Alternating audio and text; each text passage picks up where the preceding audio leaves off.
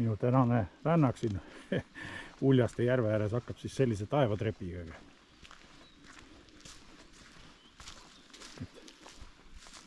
Päris kõrge tõus. Aga noh, seda tõusu ma teile kõike näitama ei hakka, et üleval lülitan uuesti sisse. Aga tõus on korralik. Ja tänane matka eesmärk on siis jõuda Vene pommilennukini, mis teise maailmasõja ajal mai 1944 siin Uljaste kandis alla lasti. Et PE2, Petljakov 2 vist oli siis, kui ma õieti mäletan, on see Vene pommilennuk. Kuna tal lahingumoona peal ei olnud, siis arvatakse, et ta oli siin kandis luurelennul. Mõlemad lendurid pääsesid eluga väidetavalt. Ja üks lendur siis oli endale ka siin Uljast lähedal külast naise leidnud. Ja kui vahepeal nad ära surnud ei ole, siis elavad õnnelikult siiani, nii nagu muinasjutud ikka lõpevad. Näete mu rõõmsat nägu, kuidas ma siit taevatrepist üles lähen. Päris hea tõus.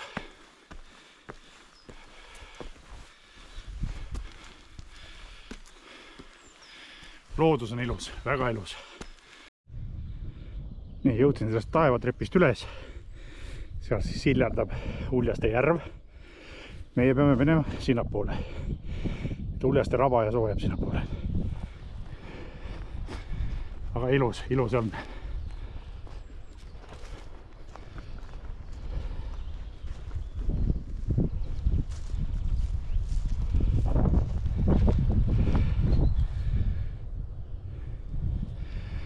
Ilm on selline kahtlane, loodame, et sadama ei hakka. Nüüd siin Uljaste järve juures paistavad päris korralikud positsioonid olevat. Täitsa võimalik, et see lennuk käiski kas seda lähedal olevat raudteejaama luuramas või siis võis käia ka neid kohalikke sinna kaitserajatisi luuramas. Aga liigume edasi järjest lennuki poole. Loodame, et üles ka leiame. Ja loodame, et sinna midagi alles jäetud on, et kõik laiali tassitud. Uljaste järv ilus.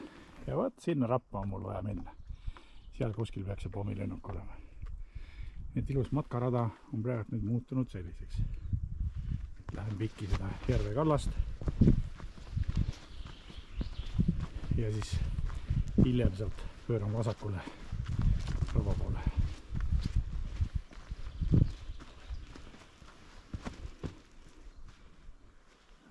Loodus on ilus. Ilm on soe ja loodus ilus. Et naudime matkakest. Olen välja jõudnud soisele pinnale. Lennukini ei tohiks enam palju maad olla. Ta siin kuskil raba peal peab olema.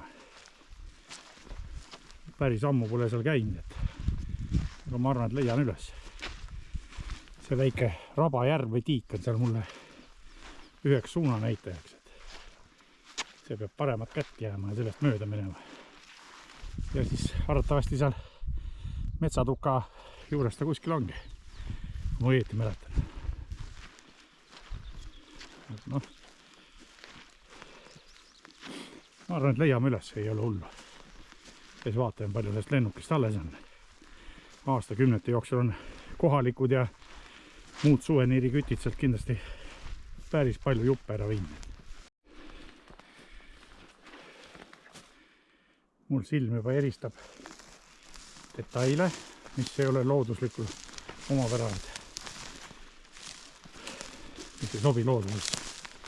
Ma ei tea, kas teie siit juba näete.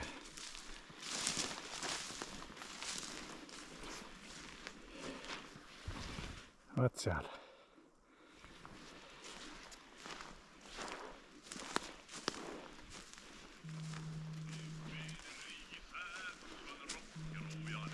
No, kes nüüd eristab?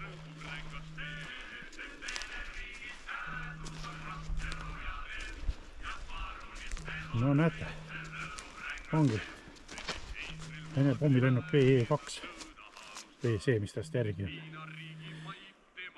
Nii, jõudsin mälu järgi kohale. Mälu on üks hea asi, kui ta veel mäletab. Vaat see on nüüd koht, kus see 1944 maikuus BE-2 Vene pommilennuks alla kukkus. Ja nii palju, kas tal siin veel kabulaid järgi on. Aga eks vaatame lähemalt, palju siin veel on alles. No paistab, et alles on tiivatala koos rattasassiiga või rataste sassiidega. Sulanud ja lõigatud alumiinium on siin peal.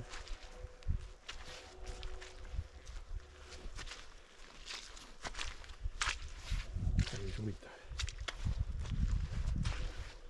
Ühe mootori ventvõll. Veel väiksemad detaile koos sulanud alumiiniumiga. Siin on kuigi metalli kokku korjanud.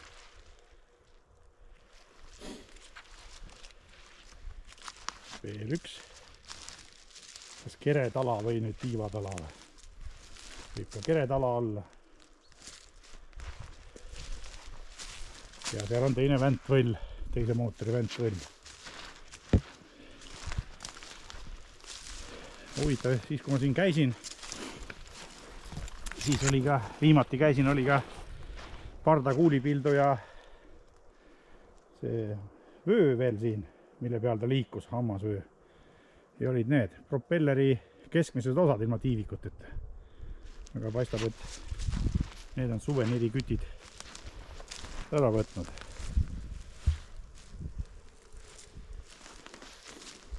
Jah, siin on nii sulanud kui lõigatud siis. Ja paistab, et see lennuki põlemiskoht on siis see on. Et see on selline tumedam, ei ole rohtugi kasvanud. Pinnas jalge all on kõva. Oh, ja sulanud alumiinumit on siin.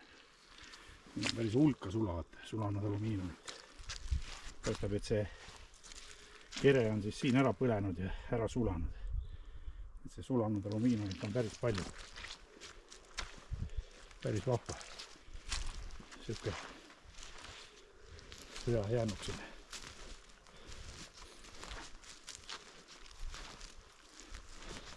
Seal on nüüd viimaseid tükkesid siit ära et tarita. Inimesed, kes tahavad vaatama tulla või kes teavad kohta, et neil oleks veel kena vaadata.